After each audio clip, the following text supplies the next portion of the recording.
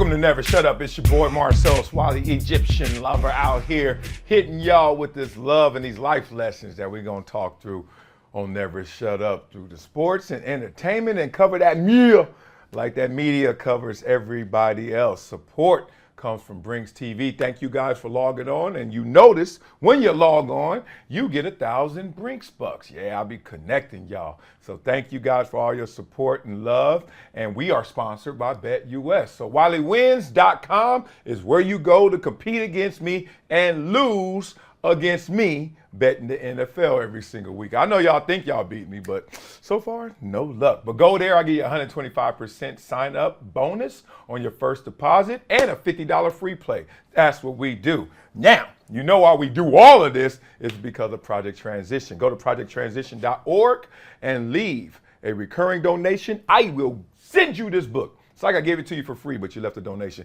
Or leave an email for free and be a part of our global giving community. All right, y'all, you know how we start off every single show. What's up with that dude? Yesterday, normal day. Now, let me tell y'all why it's normal. Because in this house, we believe in this mantra. Attention is invention. Attention is invention. You want to do something in this world? Just keep thinking about it. Keep working at it. Keep doing it. And all of a sudden, you create it. That's it. So with my itty bitties, yesterday, my girls were doing gymnastics and my boy was just sitting at home. This is the time where some parents say it's iPad time. Some parents say it's video game time. Some parents like, God, my son and daughter never leaves the house. All they want to do is sit around the couch underneath me. Well, let's get intentional with it. Attention is invention. I took a little man outside. We had our own little fun Olympics combine. I said, what you want to do? And he said, Dad, I want to play some football. I want to bottle flip. I want to play some pickleball and some basketball. I was like, all right, we'll start there. So we did some drills. Let me help y'all with 2 little drills. First, every little kid needs to learn how to start when they race, because every kid races. 2nd grade, 3rd grade. Hey, come here, Peter. Let's go. You got to teach them that front foot. Pick your front foot, get comfortable. Never pick that foot up when you start. That's all I got to say. Start filming your little itty bitty when they put that front foot first. Anyway, we got 1,000 tricks around here at the Wiley house. So I was teaching them drills. We were playing cones. Just throw scatter cones out there. And then just say that cone. So that cone, that cone. That cone, that cone, that cone. And they start running these crazy routes, and then they start doing the gritty because they feel like they look like an NFL wide receiver. We did that. After that, we played some pickleball. I smoked him. He's really good. He's really good. I am not that good. I'm just older. He's going to be beating me in 2 years. We built Legos. He had no homework, so we just did some math games. And here's one good math game for you guys. It's get some dice and some deck of cards. Put out the cards. It's called Out the Box if you haven't played it. Ace all the way to 10. So ace, 2, 3, 4, 5, 6, 7, 8, 9, 10. And then you just roll the dice. And whatever you get in a number, you get 12. You got to pick the cards, only 2, that add up to that number. You can pick 1 or 2, not 3. Them kids, my kids are learning math like, no, 12. Okay, 9, 3. I was like, all right. So we played that. The whole house played that. Love, love, love. So make sure you guys do some family-friendly things. And no matter what it is, attention is invention. Okay, now let's talk about some negative attention you don't want. Let's get started with Lululemon and Chip Wilson. The CEO of Lululemon had to apologize for these comments that he made. And I was like, here we go again. Listening to these comments. All right, so what were the comments? The comments were simple. He has made comments about people, and they had a recall of some of their leggings because they were see-through. And he was like, see-through? What he really wanted to say is, you ain't a small. Why you wearing a small? No wonder. It's stretching, damn it. That's why it looked like people could see through it. But he did make some comments saying that people were unhealthy, sickly, and not inspirational when he was talking about some of the ads and those people who were complaining and recalling. All right, so that's who he is. He says, quote, our leggings don't work for some women's bodies. Okay. And he said he doesn't want to get into the plus size clothing because that is a, quote, money loser. All right. So he's been on a rampage in terms of keeping it 1 thou wow for a while. Since 2013, people are saying he's been making fat-phobic comments. They just make up any word. Fat-phobic? Okay. I know what it means, but I didn't learn that growing up. All right. So then Obviously, finally, the last straw was the fact that he came out in an interview and was just like, look, Lululemon is not for everybody, right? All right. So then, of course, what happens? Everyone criticizes him, comes out, and then he is now forced to apologize. Let's you hear this apology. I'm sad. I'm really sad. I'm sad for the repercussions of my actions. I'm sad for the people of Lululemon who I care so much about that have really had to face the brunt of my actions. I take responsibility for all that has occurred and the impact it has had on you. I'm sorry to have put you all through this. For all of you that have made Lululemon what it is today, I ask you to stay in a conversation that is above the fray. I ask you to prove that the culture that you have built cannot be chipped away. Thank you. Okay, so that's the summary of the apology, blah, blah, blah. Now, he apologized to soothe the nerves, as they say. PR crisis. Abandon the truth, abandon what you really want to say. Just get over it. He's like, and they're like, shh. You know him. He was trying to go in.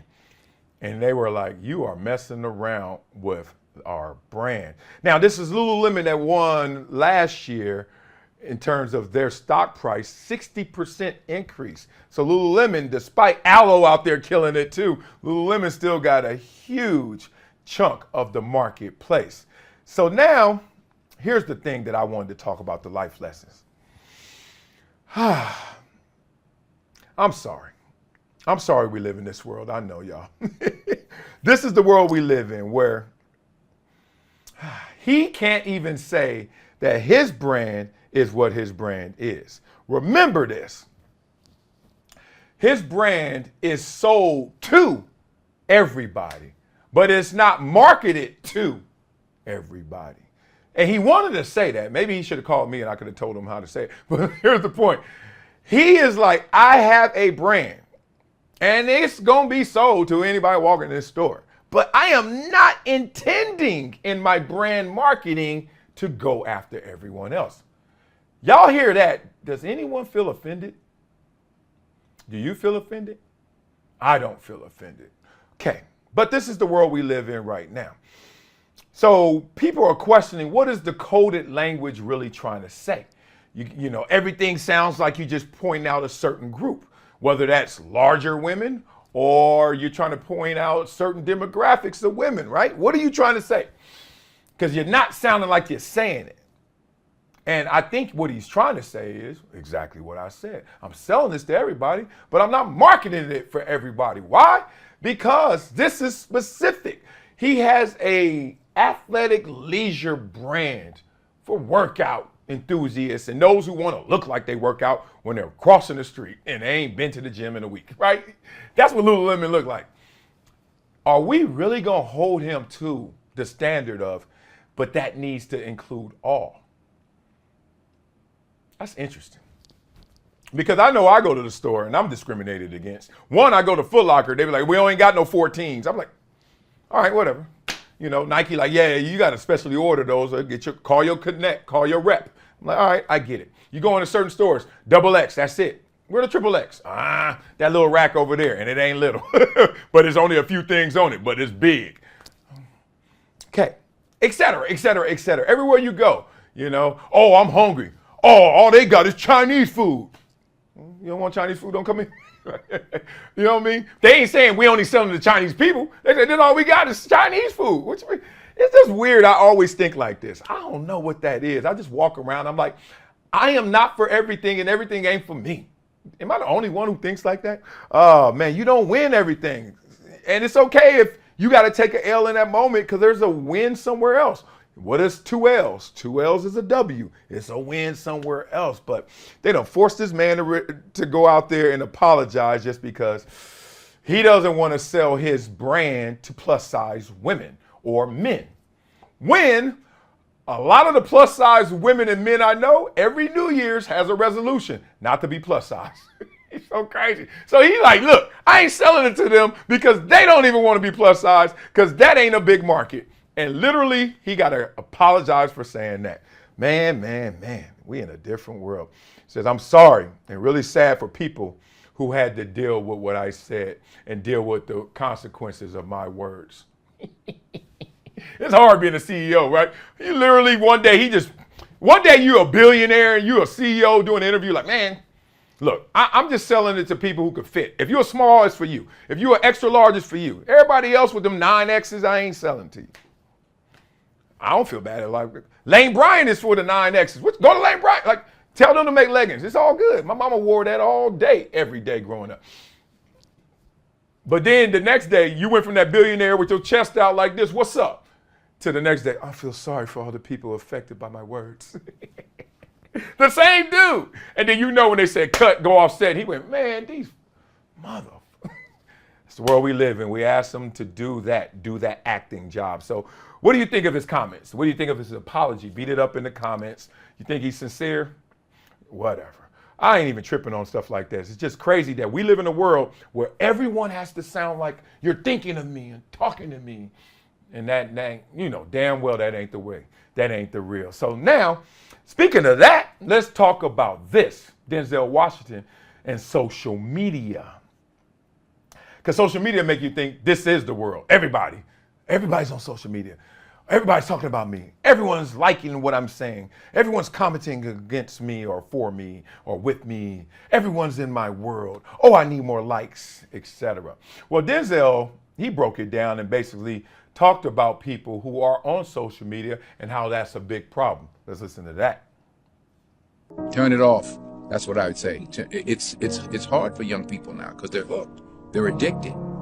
If you don't think you're addicted, and I'm talking about anyone, from the highest to the lowest, if you don't think you're addicted, then see if you can turn it off for a week.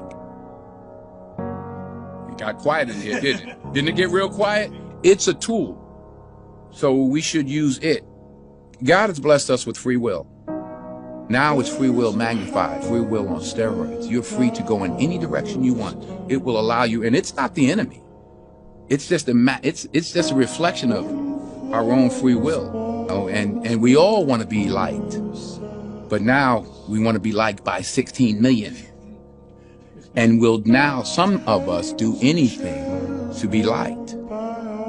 We used to do anything to be liked, but it was by the person in front of you. Now it's to be liked by 16 million people that you don't know. First of all, Denzel can say the alphabet, and I'm sitting there thinking like I'm learning something.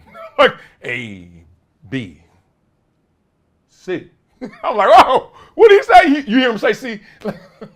Denzel just got that power, man, but he broke this down. What I heard from him is this. When he said free will on steroids, be careful, y'all. Because he's right. Because we have more freedom, because there's more things to do, we have more free will, right? You can exercise more than you could 100 years ago. Like our parents, you ever talk to your grandparents, how they grew up? Golly, rigid. That's how our great grandkids gonna sound when they listen to us talk. They be like, what? What were you doing on the internet? What were you doing? You played on the internet? You sat in front of a camera and just start talking? Weirdos. Don't think it's going to be that way. It's always that way, right? So those kids, when we were kids, listening to our grandparents, like, wow, y'all had a chuck wagon? Like, what the hell were y'all doing? You're like, what do you mean what were we doing? We were picking greens and what else? That's it. Went to the corner store. And then what? Nothing. That was a day. I was like, damn. And now look at us. But social media will make you, with that free will, want to explore so much more that you're not even touching, that you're not even connecting to, that's not even in your real world. So that is the beauty of yesterday. It's like you cared about your world. You cared about those in your world. The circle of influence, the circle of concern were people and things that you actually could see and touch for real. Social media, oh nah, it's taking it to a different place. It has you now, as he said, not liked by the person in front of you, but want to be liked by millions of people that you don't even know. Don't know their intentions, don't know their names, don't know their concerns, etc. Interesting. How did we get rigged like this? Well, one, it's a business. people keep looking at social media in the humane ways of, oh, it's connecting me to people and it's the ultimate group text, which I love about it. That's one of its attributes I love. I can have friends all scattered everywhere. I'm like, man, I ain't sending MJ's touchdown to everybody I know, but I will put it online and everybody that know me gonna see MJ's touchdown. Love that. But remember, the base of that is a business, and the business model is for your attention. But that's not the ultimate goal, your attention. It's your consumption. They want you to buy into something because their business model is we got them all here on this platform engaging. Now sell what you want to sell to them while they're all attentive. Now what you getting sold on, homie? Because they already got your attention. They already got my attention. What they selling you? And to these kids who don't even know who they are, haven't even bought into themselves, what are they buying in the real world? It's an engineered machine, y'all. And y'all all went to school with engineers. Nerds, way smarter than us, right? Woo! I'm like, damn, what'd you just say? Those are the engineers. They all get together and then make a machine, make a business out of your attention and consumption. You think you're gonna outsmart them? So this is how people try to do it. Like Denzel said, get off it for a week. Good luck. And yeah, I'm sure a lot of people could get off it for a week, shaking on crack, Pookie style, or get off it for a week, phone off, do not disturb, focus on, etc. Like, no. I want you to get off it and just be around it. Just live normally without it. I saw somebody the other day spend 2 hours on a post. Went up, said, what's up, what up, baby? Came back, still here? Oh yeah, still working on this post. What? I mean, I get it. That is some people's gig, but that ain't his gig. His gig is a different gig. But he was trying to show the gig that he had by posting it. 2 hours, mostly on the caption. I said, dog, why don't you just put an emoji up? Or just leave it blank, be like this. I don't know what to say. 2 hours, 1/12 of your day is gone. So here's the thing. They want you to like all these things out there and not love yourself first. Because you out there just dot. We got to be careful, y'all. Real careful, because it will eat you up. It will change your emotions, your spirits. You'll be short with the kids. You won't have enough bandwidth for your friends. Your real people come around and you all exhausted. Why are you exhausted? Because you done went through all 7 continents, done been in 20 Lambos, you done seen 30 IG models that you wish you could meet. You've been to Drake's house. You've been to everybody's party. Like, dog, you ain't been nowhere but on your couch. Calm down. So we got to make sure we do this the right way. 2 rules I always say. Don't respond to negativity. 2, don't clarify yourself. You put your post up, do it effectively, efficiently, and do it pretty quickly, right? Get it out there. After that, sit back, relax, check the comments if you want to, if you can deal with it. If not, check how many likes you got so you can chart to figure out how to get more. I get it. Still a game. But after that, can you get back to your real life? Can you get back to your real world? Because, man, that's one thing our grandparents had on us. They were forced to be in their real world. So let's get back to that. And y'all tell me what y'all think about what Denzel said about social media. And are you addicted to social media? Are you? Don't lie to me, y'all. And can you be addicted to something like this? I know damn well the answer, but I want to hear y'all beat it up in the comments. And is it as big an issue as Denzel is making it? Tell me what you think. Okay, let's speak of an issue that was made a big deal. And it was Russell Wilson. And Russell Wilson, I ain't talked about it yet, so it's time to go get this. Russell Wilson and how he was treated by Sean Payton. Russell Wilson and how Denver and the organization is treating him. Russell Wilson is sitting there in the position, franchise quarterback in terms of accolades, success, household name. But in terms of production, in question. Okay, so Ryan Clark caught wind of how Russell Wilson was treated and decided to come to his defense. Jason Whitlock heard Ryan Clark talk and decided to come to offense, to offend Willie, to defend something else. and respond to Ryan Clark. So let's first start off with Ryan Clark's response to Sean Payton benching Russell, and then Jason trying to bench Ryan Clark. When Daniel says this is the deal that we signed or we offered Russell Wilson, it's not the deal that we or us did because Sean Payton wasn't there. Right? True. And so the business of it is not a problem to me. But let's be honest, Sean Payton has behaved as a thug since he became the coach of the Denver Broncos. Immediately when he gets in the building, he starts to undercut Russell Wilson personally and professionally from his first press conference on. He tells Russell Wilson, you have to stop kissing babies, stop behaving as if you're running for office. Nobody kissed more babies in New Orleans than Drew Brees. Period, point blank. From the beginning, he walked into this building and he had a point to prove when it came to Russell Wilson. You're going to be just like everybody else. I'm going to treat you just like I treat everyone else on the team. That's not the way it works with franchise quarterbacks. Right? With a franchise quarterback, he's talked to differently. There are conversations instead of being talked at. You don't berate them on the sideline against the Detroit Lions because you don't agree with their play. We watched Sean Payton in New Orleans for a decade and a half, never treat his quarterback this way. And so now as you move through and you hear about the phone call, you hear about talking to his representatives about restructuring or doing whatever they wanted him to do to the contract, this was just a means to an end for Sean Payton. This was going to happen at some point. It just happened toward the end of the I don't believe there was a thing Russell Wilson could do to make Sean Payton like him. I think from a personality standpoint, it was a bad match. I think schematically, it was a bad match. But my point is this.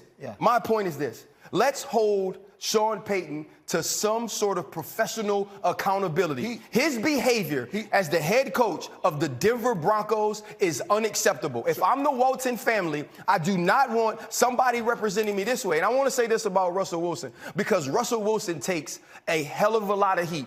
The humility that Russell Wilson has shown, the professionalism that Russell Wilson has shown inside of that building while being treated that way by that man, all I got to say to Sean Payton is you lucky you had the right one. Ryan Clark is saying something ignorant and stupid and unsubstantiated and inflammatory intentionally, but they're so scared, they've been so emasculated, they're so controlled by, I don't want to lose my position at ESPN and blah, blah, blah, that they just sit there and nod along and pretend, look like punks.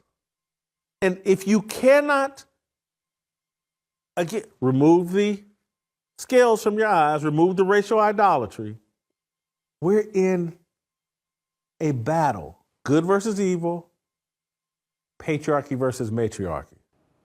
Consecutive, right? We got those out the way. Good. I had to set the tone. Here's the thing I want to say. One thing is, let's start off with Ryan Clark's. His first few words were, the business of it was not a problem to me. Right then, I would say, stop.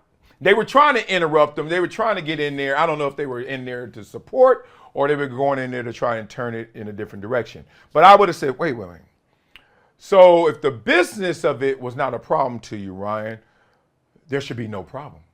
Because football at the NFL level is a business, right? Like no matter how we flip this sandwich, the bread comes first. Okay.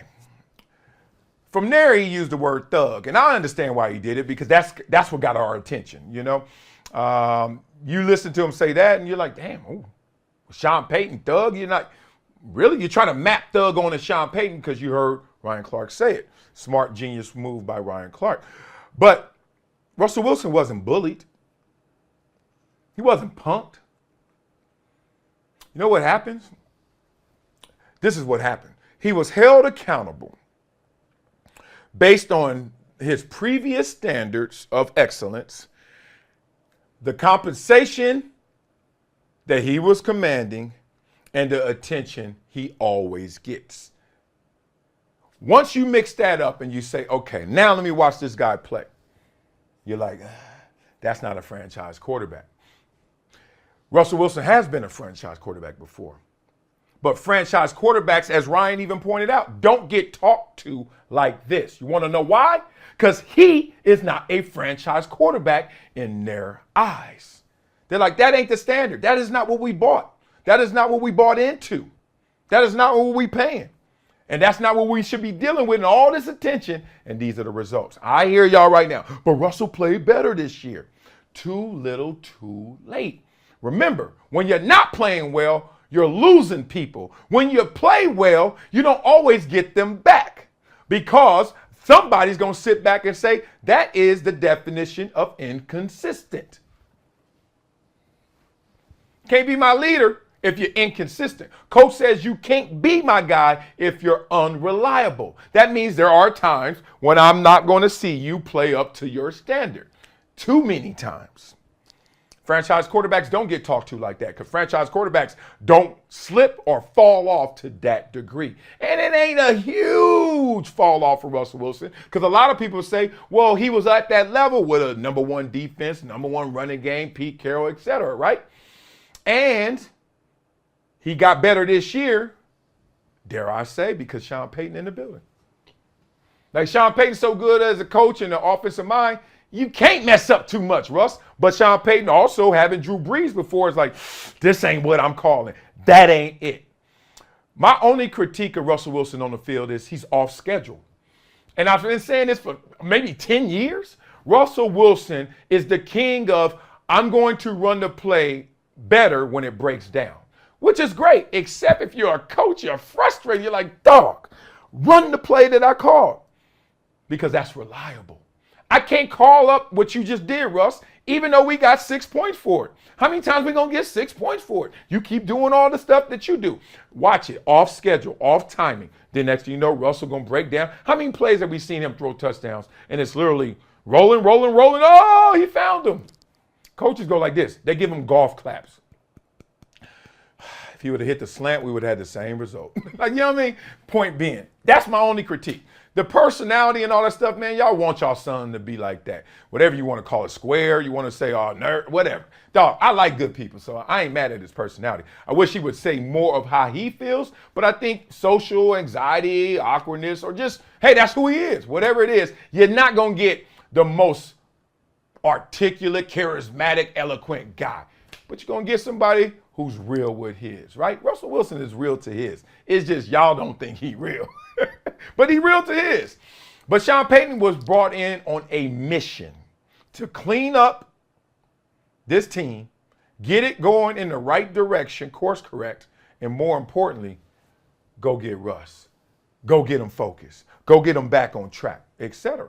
And now, the word thug, that's not what happened. I think that Sean Payton came in on that mission and he said, I need you focused. Stop kissing babies. Dog, you ain't here for that. You can kiss babies if you're balling. You can do whatever you can coach.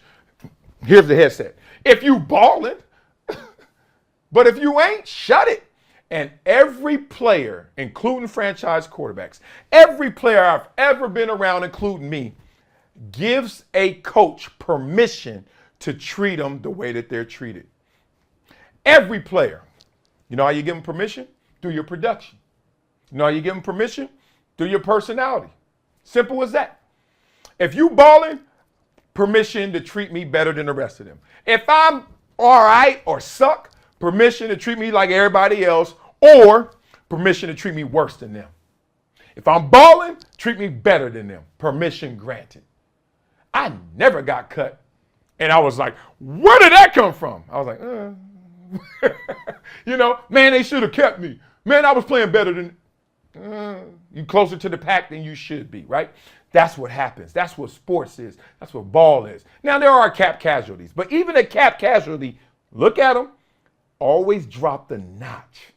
Even Tom Brady at the end, and he was a free agent, not even a cap casualty, just, and then, boom, went back up because he was like, oh, that's how y'all feel? 20 years, that's how y'all feel? Okay, went to Tampa Bay and did it. But the point is, this ain't random, y'all. Y'all act like he just woke up. I don't like Russell Wilson, so I'm going to go get him.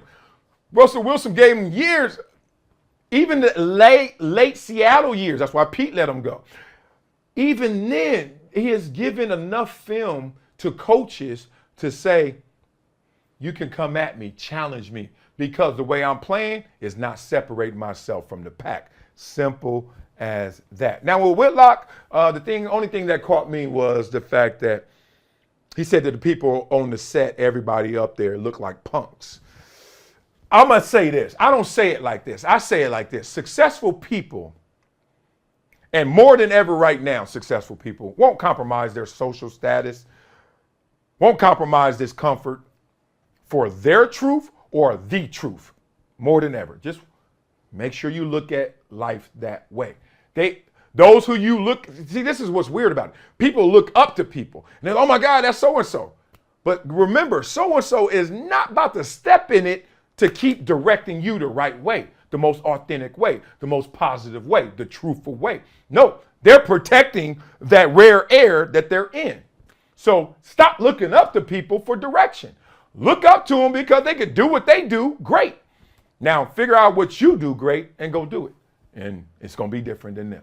Simple as that. But a lot of times in this world, that's why, I go to so many schools and speak. I'm like, y'all got to stop looking at these people who got all these the audience and all this attention and looking at them for navigation. They ain't going to help you. Not like that. Why? Because they got to step in it to do it. Somebody was sitting on that set like, damn well Russell Wilson ain't balling like that. So the point is he can get undressed like everybody else. So that's it. But good conversation, good topic. I loved it. Ryan Clark, poetic in that one. Boy, he killed that. Whitlock, gangster as usual. What's new? All right, so y'all feel like Sean Payton has thugged out Russell Wilson, thugged on him. You think it was personal or you think it was professional? You think he was licensed to do it or you think he was out of bounds doing it? What do you think of Whitlock's take? What do you think of Ryan Clark's take? Beat it up in the comments. Let's have some fun. All right, y'all. Coming up next on Never Shut Up, we're going to funk up some comments, and we're going to hit you with a Wileyism, then we out of here. All right, y'all. Hey.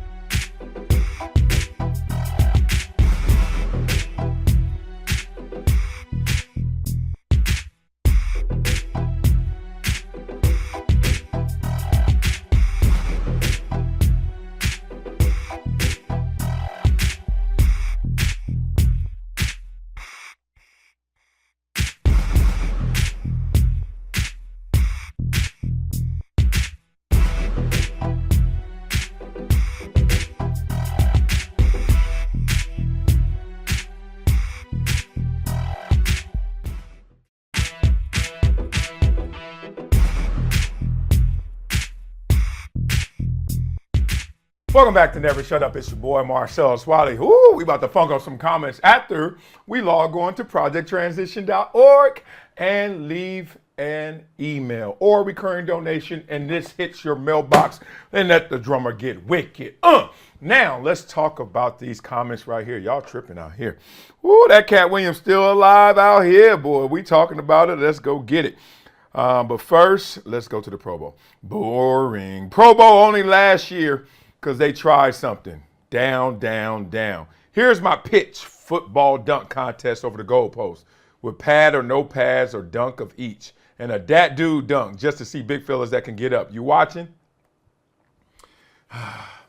Whenever you sell the hot dog based on how good the relish is, the mustard is on fire. This is the best ketchup I've ever had. How's the hot dog, damn it? Hot dog sucks. I don't care what you put on it. Chili cheese might make me move a little bit. But point is, we got the cart pulling the horse. You know what I mean? Like, you can't dress up bad. This is lipstick on pigs. They are not playing even flag football. They are football players, tackle football players who don't want to be out there. So therefore we see what we see. That ain't even flag. It ain't going to work. Okay, so let's talk about Cat Williams now. Here we go. When he says he read 3,000 books a year at the age of 5, I can't believe the rest of your nonsensical sounding BS. See, that's a problem. He said one thing that was of error. And look, he also said a few other things. He said 2018 was 1998. Dog, forget all that. Now, don't let the details get in the way of the facts and a good story. And this dude was telling some real. Plus, when you're 5 and you're reading a book, I read 5-year-old books. They ain't that long.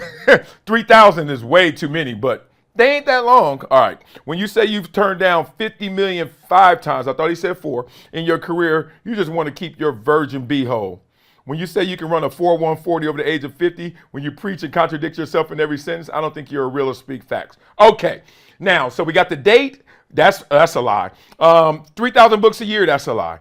50 million 4 times, I think I would have to guess that's a lie. And the 4.140, duh. So you prove what I said yesterday. You know, to be honest, everyone's a liar. That was the Wileyism from yesterday. That doesn't mean that he lied about everything, okay? Because you caught some things. So are those the exceptions or the rule? Point being, when he was breaking down everything else, and that's why your paragraph's so short, he wasn't lying. All right, here's the problem with what Cat was saying. He kept saying he wasn't hating, yet kept talking about another comedian's talent unprovoked. He didn't say, well, said I sucked, so now I'm saying he sucked. He's saying, said stole from me now. Let me tell you how bad he is over and over again. As far as Steve's show, I feel like it was closer to Saved by the Bell than hanging with Mr. Cooper. Good point. I mean, honestly, all those shows were heavily inspired by the 50s, 60s, and 70s TV. None of them were necessarily that creative an idea. So giving Mark Curry a lot of credit for the premise is a little biased in my opinion. You had a good points in there. Let me talk about this part. Does it take for you to have somebody wrong you for you to say what you feel? So if he thinks said sucks, which I don't think and agree with, but he does, why does said have to say he sucks to allow him to say you suck, right? Like, it shouldn't have to be that lateral. Like, you know what I mean? Okay, you say that I'm not rich, so now I can talk about your money. Like, no, I can talk about your money if you just don't like me or did something to me. So I think like the gate was open once said. He didn't take his joke. And then there are receipts that show maybe you did. So I just don't like that part. But I what is hating? Damn it.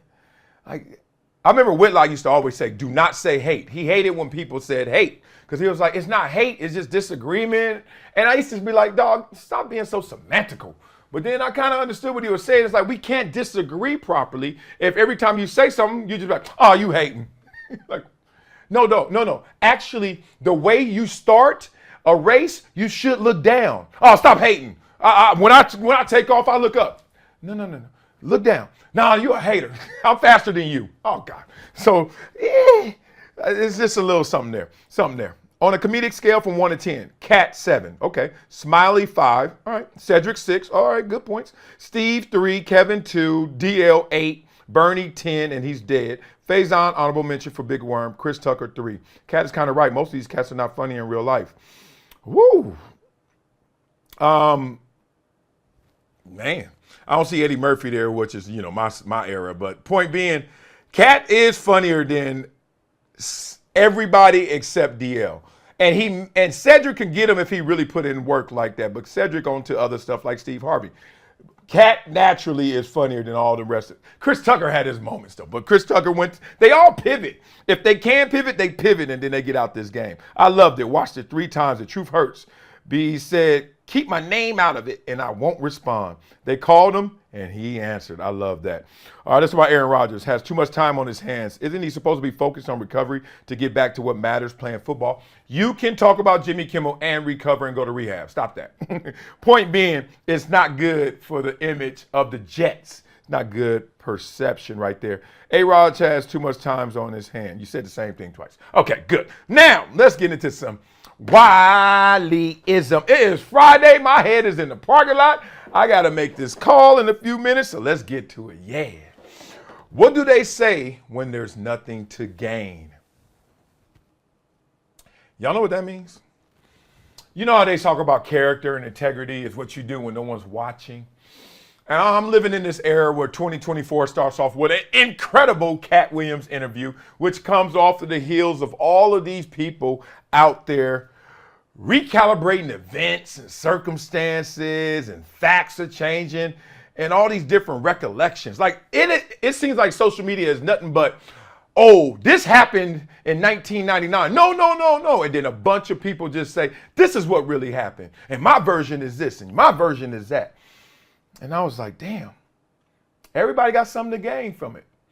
by talking about it, a lot of people are getting profit off of it in different ways. It could be social media profit.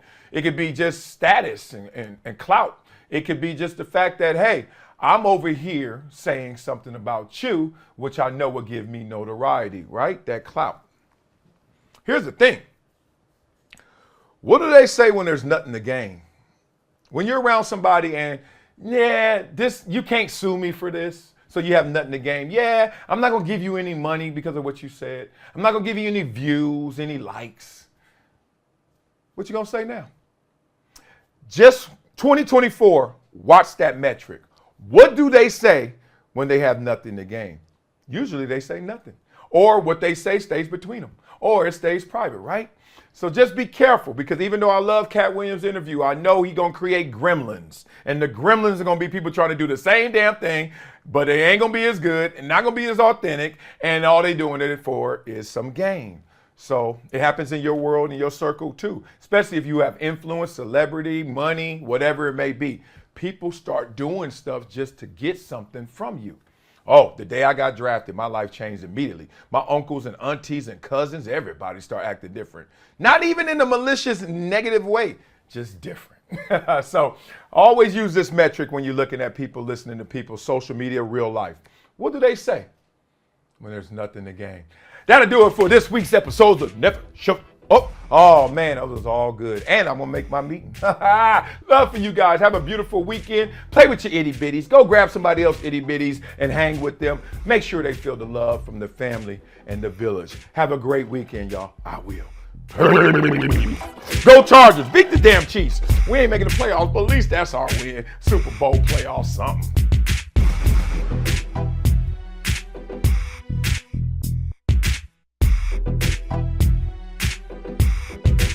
Days a lot faster. Oh, I'm so honored.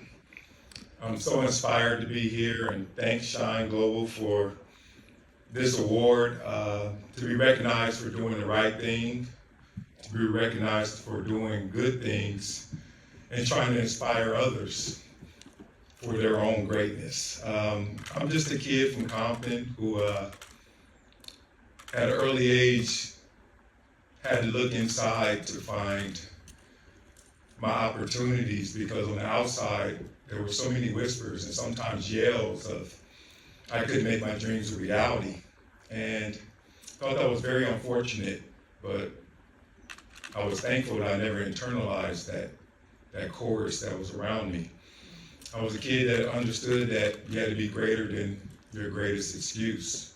And I had a lot of excuses. I had a lot of reasons to have self-doubt. But I was able to develop my inner power, discover that inner power, and make sure that I showed the world exactly who I wanted to be. And it was really simple for me. It was to make my dreams a reality. There was nothing more to it. And as I now stand here, just a few miles from where I grew up, where that adversity still is strong, and as we see through these movies, that it's worldwide, not just in our locale. You see the suffering, you see the gangs, you see the drugs, you see the poverty. And there's always one common escape. It's that inner power, it's that ambition. It's having a voice that's louder than those surrounding voices. And I'm on a mission, a global mission, to make sure that that inner power inspires all to not only give, but to receive the blessings that come from giving. And I'm up here right now as a guy who's challenging everyone to give their 3 T's. That's time, that's talent, and that's treasure. Human capital, financial, whatever it may be. Let's invest in each other, because we all have to coexist here together.